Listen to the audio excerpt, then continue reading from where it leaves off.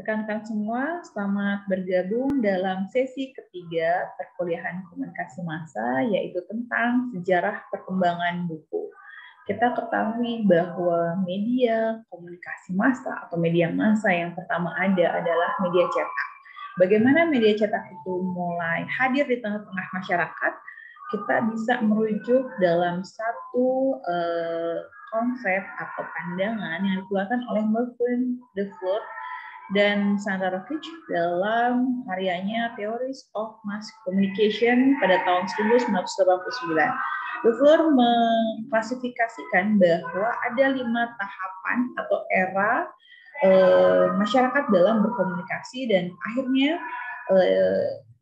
melahirkan apa yang kita sebut sebagai komunikasi massa atau mass communication. Nah, di sana dikatakan bahwa yang pertama masa yang berkembang dalam kehidupan masyarakat adalah penggunaan tanda dan isyarat sebagai alat komunikasi. Itu disebut sebagai the age of sign and signal. Kemudian juga yang kedua, the age of speech and language, di mana masyarakat sudah banyak menggunakan bahasa sebagai alat komunikasi sehari-hari, tidak lagi hanya isyarat atau simbol-simbol semata. Kemudian yang ketiga, berkembang di masa tulisan sebagai alat komunikasi. Jadi mulai dikenal huruf, kemudian tulisan-tulisan, tidak lagi simbol, tidak lagi hanya bahasa tutur, tapi juga mulai banyak tulisan-tulisan yang mungkin saat itu diproduksi dalam bentuk kain, kemudian daun-daunan atau tanah liat seperti itu, dan ini disebut sebagai the age of writing, gitu ya. Kemudian yang keempat adalah mulai adanya media cetak atau mesin cetak. Nah, ini disebut sebagai the age of printing atau the age of print. Nah, salah satunya adalah ini masa yang cukup evolusioner ketika Johannes Gutenberg di tahun 1455 ya, di masa itu masih jauh dengan waktu kita saat ini ya, tapi saat itu mulai dikenal mesin cetak. Dan bagaimana peralihan di era ketiga yang awalnya hanya zaman tulisan menjadi zaman cetak gitu ya. Nah, ketika di zaman cetak ini tulisan-tulisan banyak diproduksi secara massal, tidak lagi satu persatu ditulis oleh orang per orang secara manual gitu. Nah, di masa keempat ini sudah mulai banyak berkembang produksi buku yang memang diedarkan secara luas. Kita tahu mungkin mesin cetak konvensional seperti itulah yang ada di masa keempat. Kemudian yang terakhir adalah the age of mass communication, di mana saat ini menurut Ford dilahirkan alat komunikasi yang berkembang untuk publik yang luas, heterogen, dan juga umum gitu ya, dengan berkembangnya produk dari media cetak atau mesin cetak itu menjadi media yang disebarkan dan diakses oleh masyarakat secara umum seperti itu. Nah, mungkin teman-teman bisa lihat juga di modul inisiasi bahwa di fase atau masa mass communication sendiri gitu ya, ada beberapa perkembangan juga gitu ya, ketika mungkin pertama kali media cetak ada, kalau kita lihat di fase atau masa-masa era publisitas di Amerika Serikat, adanya atau mulai munculnya Richard Almanac. Nah, saat itulah mulai hadir di mana buku atau juga media informasi tentang berita, tentang keseharian, tentang perkembangan dalam masyarakat sehari-hari itu diberitakan melalui media cetak yang akhirnya nanti menjadi salah satu dasar dari perkembangan komunikasi massa.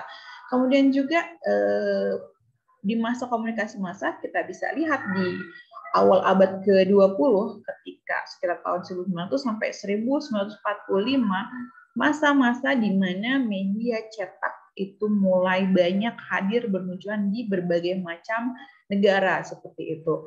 Kita tahu salah satunya mungkin kalau teman-teman baca literatur tentang sejarah pers Indonesia, maka banyak juga media-media di Indonesia yang berkembang dengan kekhasannya masing-masing. Mungkin ada yang dikelola oleh etnis tertentu yang kadang disebut sebagai pers Tionghoa, kemudian juga ada yang dikelola oleh kolonialisme Belanda gitu, dan juga ada yang dikelola oleh masyarakat pribumi saat itu.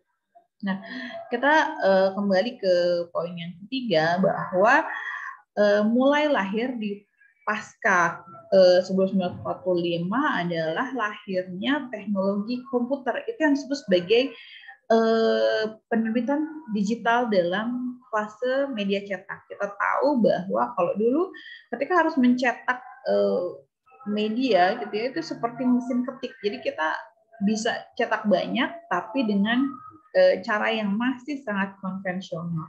Tapi di era ketiga atau fase penerbitan digital, kita bisa mengenal komputer, kemudian bisa ada copy paste dan hal lainnya, bahkan mungkin master dari suatu penerbitan itu bisa diubah tanpa harus diulang lagi. Nah, itulah yang cukup signifikan dalam perkembangan media cetak, termasuk juga buku, majalah, koran, dan lain sebagainya. Dan yang kita kenal saat ini tidak hanya perkembangan teknologi komputer, tapi juga ternyata internet memudahkan juga apa-apa yang diterbitkan dalam media cetak, baik itu buku, kemudian juga majalah dan koran, dan berbagai macam produk media massa cetak itu tadi, yaitu salah satunya dengan apa yang kita kenal dengan e-publishing gitu ya, sehingga lahirlah e-book, e-paper, e-magazine, dan lain sebagainya. Nah, fase tentang e-publishing ini adalah masa di mana perpaduan antara teknologi komputer dengan internet membuat perkembangan komunikasi massa dalam bentuk cetak itu semakin berkembang dengan pesat dan juga bisa disebarkan dengan sangat mudah. Bahkan jika dulu di fase-fase sebelumnya, teman-teman harus bisa membeli misalnya koran, majalah, atau mungkin juga buku dalam bentuk cetak untuk bisa membaca dan bisa mengaksesnya. Tapi di masa e-publishing ini kita cukup bisa meraih itu atau bisa mendapatkan produk-produk dari komunikasi media cetak itu dengan file digital saja gitu ya. Teman-teman cukup bisa mengakses berlangganan atau bisa mendownloadnya dalam bentuk PDF dan itu bisa dibuka dengan mudah.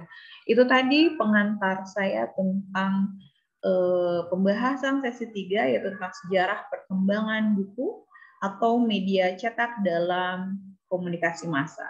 Kita bertemu lagi dalam pertemuan selanjutnya. Semoga yang saya paparkan kali ini bisa bermanfaat bagi rekan-rekan semua. Terima kasih dan salam sejahtera untuk kita semua. Assalamualaikum warahmatullahi wabarakatuh.